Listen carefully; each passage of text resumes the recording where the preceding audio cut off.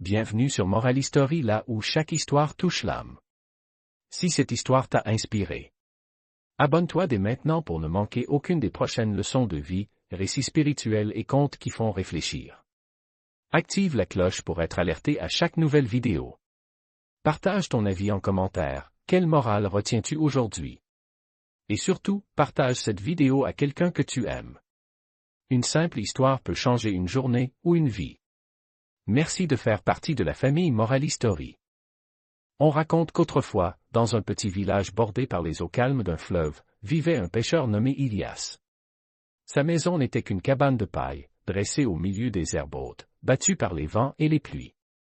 Aucun rire d'enfant n'y résonnait, aucune voix douce ne l'appelait par son prénom.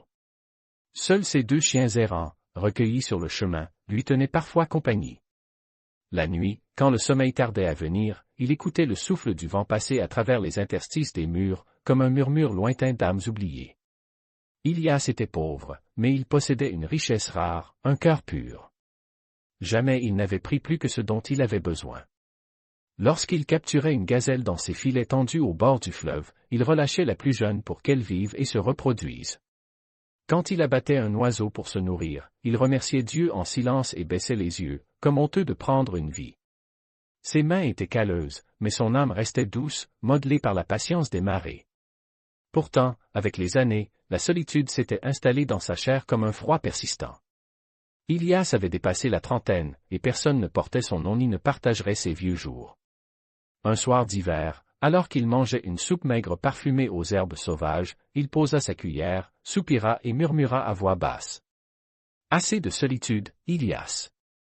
Tu vis comme une ombre dans ce monde. Il est temps de trouver une épouse, une compagne qui adoucira la rudesse des saisons. » La nuit s'écoula dans ce silence lourd, mais son esprit ne lâcha pas cette idée. Aux premières lueurs de l'aube, il prit sa canne et marcha vers le centre du village. Ses pas le conduisirent vers un vieil homme réputé pour sa sagesse, Sheknar, un érudit dont la barbe blanche semblait faite de fils d'écume et dont les yeux, d'un gris limpide, fixaient toujours un horizon invisible. Ilias l'aborda avec respect et lui exposa son désir, trouver une femme vertueuse, patiente et fidèle. Le vieil homme l'écouta sans l'interrompre, puis dit d'une voix basse, presque solennelle. « Si ton cœur est sincère, va vers la forêt de l'Est. Elle renferme des merveilles et des secrets que peu d'hommes ont vus. Mais prends garde, ce que tu y trouveras ne ressemblera en rien à ce que tu cherches. » Ces paroles éveillèrent chez Ilias un étrange frisson, mélange d'espoir et de crainte. Pourtant, quand il partagea le conseil du sage avec les villageois, tous éclatèrent de rire. Certains dirent que Sheknar était devenu fou avec l'âge, d'autres que la forêt de l'Est était maudite et dévorait les imprudents. Mais Ilias, lui, pressentait que derrière ces mots énigmatiques se cachait une vérité qui le concernait. Il rentra chez lui ce soir-là avec la certitude que son destin venait de changer. Le lendemain matin, le soleil n'avait pas encore percé la brume que Ilias se présenta de nouveau devant Sheknar. Le vieil homme, assis sur un tapis usé, semblait l'attendre. Devant lui fumait une petite tasse de thé parfumé au clou de girofle, et une volute de vapeur se mêlait à la froideur de l'air. « Tu es venu, » dit le sage en souriant. « C'est bon signe. Peu d'hommes franchissent 2 fois la porte d'un conseil. »« Ma décision est prise, » répondit Ilias. « Je partirai vers la forêt de l'Est. Mais dis-moi, que dois-je y chercher ?» Le vieillard fixa son regard dans le sien, longuement, comme pour sonder son âme. « Tu n'y trouveras pas seulement une épouse, mais la vérité sur toi-même. Cependant, sache que la forêt ne donne rien gratuitement. Chaque pas te demandera un choix, et chaque choix aura un prix. » Ces mots résonnèrent comme une énigme dans l'esprit du pêcheur. Avant qu'il ne puisse poser une autre question, le sage lui tendit une petite amulette de cuivre ornée d'un symbole qu'Ilias ne connaissait pas. « Porte-la, » dit Sheknar. « Elle ne te protégera pas, mais elle rappellera à ton cœur qui tu es, lorsque tout semblera illusion. » De retour au village, Ilias prépara ses affaires, son vieil arc, un carquois de flèches, une outre d'eau, un morceau de pain sec et un manteau épais. Les voisins, curieux, vinrent l'observer. Certains lui murmurèrent qu'il perdait la raison, d'autres lui souhaitèrent bonne chance d'un ton moqueur. Mais dans ses yeux brillait une détermination qu'aucune moquerie ne pouvait éteindre. Il quitta le village à l'aube, foulant un chemin de terre qui se perdait entre les collines. La forêt de l'Est se dressait à l'horizon comme un mur d'ombre, ses cimes entremêlées formant une barrière sombre et impénétrable. À mesure qu'il approchait, la lumière du jour semblait s'amenuiser, avalée par une brume épaisse. Dès qu'il pénétra sous les arbres, un silence étrange l'enveloppa. Le chant des oiseaux disparut, remplacé par le bruissement des feuilles et le bourdonnement lointain d'insectes invisibles. L'air y était lourd, saturé d'odeurs humides et de résine. Plus il avançait, plus il avait l'impression que les troncs se resserraient autour de lui, comme pour l'empêcher d'aller plus loin. Après plusieurs heures de marche, Ilias s'arrêta pour reprendre son souffle.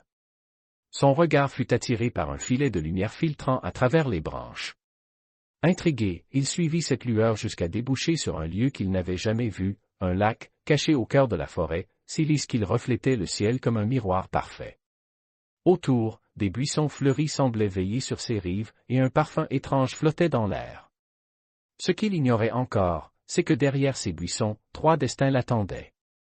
3 voix allaient bientôt rompre le silence et changer sa vie pour toujours, le lac semblait figé dans une éternité silencieuse.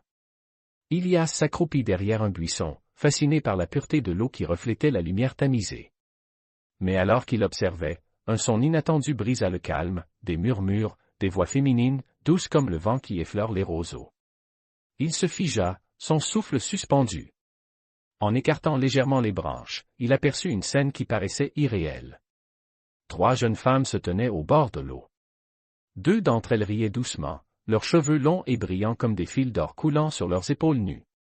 Leurs mouvements étaient fluides, presque irréels, comme si chaque geste suivait une mélodie invisible. La 3e, assise un peu à l'écart, avait le visage baissé, ses mains frêles serrant un morceau de tissu qu'elle tordait nerveusement. Sa beauté n'était pas éclatante comme celle des 2 autres, mais empreinte d'une douceur qui attirait le regard autrement. Ilias, gêné par sa propre curiosité, songea à reculer pour repartir sans être vu. Mais le destin, toujours prompt à se manifester au moment le plus imprévu, décida autrement. Sous son pied, une branche sèche craqua, résonnant dans l'air comme un coup de tonnerre. Les 3 têtes se tournèrent instantanément vers lui. « C'est un homme !» cria l'une des jeunes femmes à la chevelure dorée. « Il nous a vus. » En un éclair, elles attrapèrent des vêtements posés sur une pierre et les enfilèrent précipitamment. Ilias leva les mains, honteux et paniqué. « Attendez. Je ne voulais pas vous surprendre. » L'aînée, celle qui avait parlé en premier, s'avança avec assurance. Son regard perçant semblait traverser l'âme du pêcheur. Il est rare qu'un humain atteigne ce lieu, et encore plus rare qu'il en reparte vivant après nous avoir vus. La phrase tomba comme une menace. Mais la plus jeune leva légèrement les yeux, un éclat étrange y dansant. La 2e, au geste gracieux, ajouta d'une voix douce. « Dis-nous ce que tu cherches ici, étranger. » Ilias inspira profondément. « Un vieil homme du village, Sheknar, m'a dit que je pourrais trouver ici une femme vertueuse. Je n'ai pas cherché à vous espionner. » Les 3 échangèrent un regard. Finalement, l'aîné dit. « Alors interroge-nous, et choisis celle qui te conviendra. Mais choisis bien, car chaque parole que nous prononcerons est une promesse qui te liera pour toujours. » Le pêcheur les observa longuement, pesant déjà l'étrange gravité de ce moment. Il ne savait pas encore que sa question allait déterminer non seulement son épouse, mais aussi son destin. Le silence tomba entre eux comme un voile. Ilias se redressa et observa les 3 jeunes femmes, cherchant dans leur visage un signe qui guiderait sa décision. Mais il ne voulait pas se fier à la beauté seule, il voulait sonder leur cœur. « Si je pars en mer ou en forêt pour de longues semaines, dit-il, laquelle de vous saura garder et protéger mon foyer en mon absence ?» L'aînée, celle au regard d'acier, répondit aussitôt. « Moi. Je transformerai ta maison en palais en un seul jour. Tes voisins t'environt et ton nom sera prononcé avec respect. » La 2e, au port élégant et au geste délicat, ajouta d'une voix presque chantée. « Moi. Je tisserai un manteau de gloire avec un fil de vent, et même les rois te salueront. » La plus jeune, qui jusque-là gardait les yeux baissés, parla enfin, sa voix douce mais ferme. « Moi. J'attendrai ton retour, même si les saisons passent et que les années s'écoulent. Je tisserai de patience un manteau invisible, mais il réchauffera ton cœur mieux qu'aucun autre. » Ilias sentit un frisson parcourir son échine.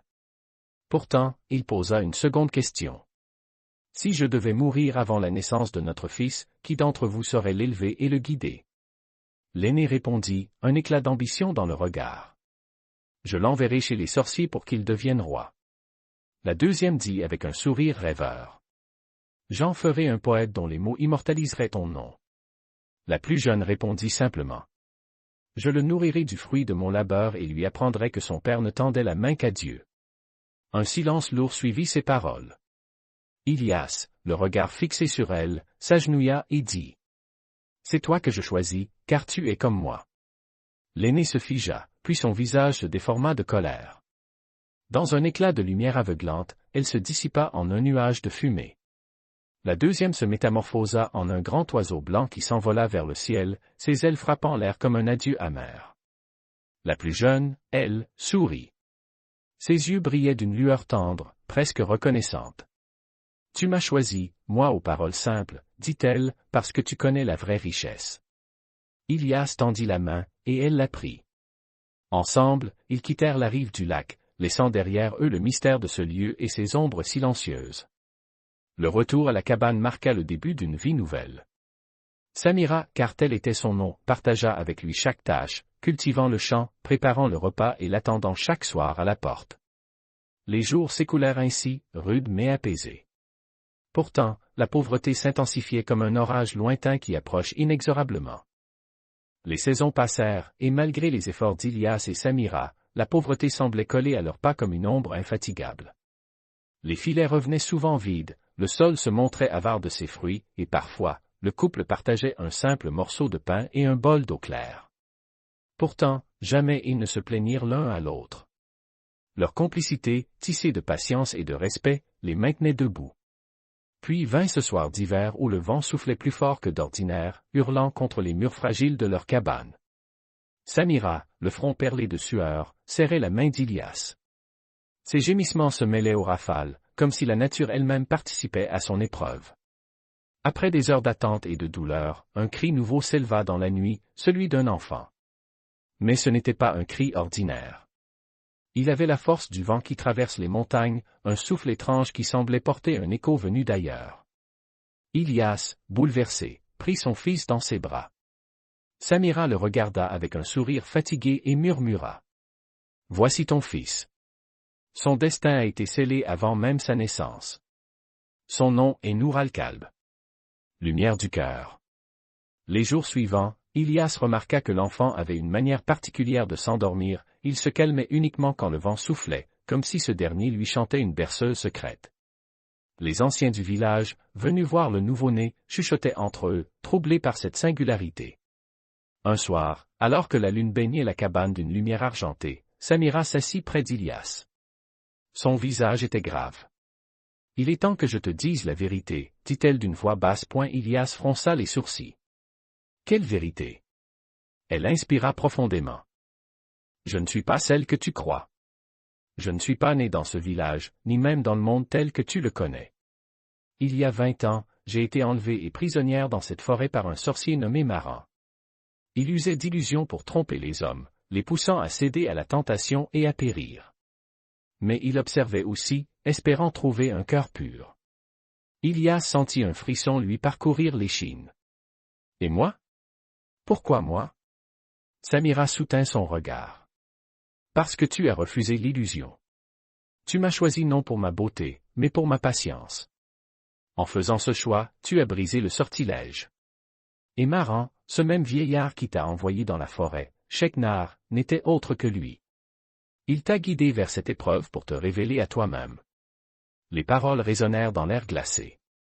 Ilias, stupéfait, ne trouva rien à répondre. Le silence qui suivit la révélation de Samira semblait plus lourd que les murs de leur cabane. Ilias sentit ses pensées se bousculer, mais avant qu'il ne puisse poser la moindre question, elle sortit de sous le lit un morceau de toile soigneusement plié. Lorsqu'elle l'ouvrit, il découvrit une carte grossièrement tracée à l'encre noire. « Voici l'emplacement de la demeure de Maran, » dit-elle. Aujourd'hui, elle est vide, mais sous ces pierres d'or un trésor que personne n'a jamais osé réclamer. Il est à toi, car tu m'as libéré. Ilias prit la carte avec précaution, comme si elle pouvait se désintégrer entre ses doigts. Un mélange d'excitation et de crainte montait en lui. Le trésor promettait de mettre fin à leur misère, mais l'idée de marcher sur les traces d'un sorcier le remplissait d'inquiétude. À l'aube, il se mit en route, armé de son arc, de quelques flèches, d'un couteau et d'une outre d'eau. La route vers la demeure oubliée traversait la partie la plus sombre de la forêt de l'Est. Les arbres y étaient si hauts et si serrés que le jour peinait à s'y frayer un chemin. Chaque pas semblait éveiller un écho lointain, et plus d'une fois, il crut voir des ombres glisser entre les troncs. Après 2 jours de marche, il atteignit une colline où se dressaient les ruines de ce qui avait dû être une maison imposante. Les murs, noircis par le temps et le feu, étaient couverts de lierre. Une lourde porte de bois, étonnamment intacte, grinça lorsqu'il la poussa. L'air à l'intérieur était froid et sec, comme figé hors du temps. Au centre de la pièce principale, un escalier de pierre descendait vers les entrailles de la colline. Ilias alluma une torche et s'y engagea. Les marches s'enfonçaient dans l'obscurité, et le silence n'était troublé que par le battement de son cœur. En bas, il découvrit une crypte aux murs sculptés de symboles étranges. Au milieu, un coffre massif, cerclé de fer, l'attendait. Il s'en approcha avec prudence, redoutant un piège. Mais lorsqu'il posa la main sur le couvercle, celui-ci s'ouvrit sans résistance. À l'intérieur, des monceaux d'or, des pierres précieuses aux couleurs irréelles et des objets finement ouvragés scintillaient sous la lumière vacillante de la torche. Parmi eux, un pendentif en forme de croissant de lune attira son regard. Il le prit et le passa autour de son cou, sentant une étrange chaleur se diffuser en lui. Ilias remplit un sac d'autant de richesses qu'il pouvait emporter et quitta la crypte. En remontant vers la lumière du jour, il sentit que son destin venait de changer, mais il ne savait pas encore à quel point le voyage de retour fut plus léger que l'aller, bien que le sac sur l'épaule d'Ilias fût lourd d'or et de pierres précieuses. Chaque pas le rapprochait de Samira et de leur fils, et l'idée de leur offrir enfin une vie digne le portait au-delà de la fatigue. Lorsqu'il franchit la porte de la cabane, Samira l'accueillit avec un sourire qu'il n'oublierait jamais. Elle ne demanda ni où ni comment il avait obtenu ses richesses. Elle se contenta de dire: « Tu es revenu, c'est tout ce qui compte. » Les jours qui suivirent, Ilias mit à profit sa fortune. Il acheta une vaste maison au cœur du village, bâtie en pierre solide et ornée d'un large jardin. Samira y planta des arbres fruitiers, tandis que Nour al-Kalb apprenait à marcher sous leur ombre. Ilias fit construire des fermes, engagea des ouvriers, ouvrit un marché où les villageois pouvaient vendre leurs récoltes sans craindre l'exploitation des marchands itinérants. Très vite, son nom devint synonyme de prospérité et de générosité. Mais Ilias ne laissa pas l'orgueil s'installer dans son cœur. Il portait toujours autour du cou le pendentif trouvé dans la crypte, comme un rappel que toute richesse sans humilité n'est qu'un piège. Un jour, alors qu'il passait devant son ancienne cabane de paille, il s'arrêta. Elle tenait encore debout, malgré les années, témoin silencieux de ses débuts modestes. Il la fit restaurer, non pour y vivre, mais pour en faire un refuge destiné aux voyageurs, aux orphelins et à ceux que la vie avait dépouillés de tout. Au-dessus de la porte, il fit graver ces mots.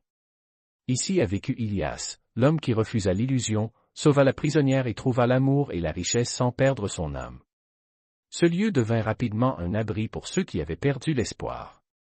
Les étrangers qui y passaient la nuit repartaient souvent avec plus qu'un repas chaud, il emportait aussi un récit. Celui d'un pêcheur pauvre qui, en choisissant la patience et la vérité, avait changé son destin et celui de ceux qui croisèrent sa route. Et ainsi, les années passèrent.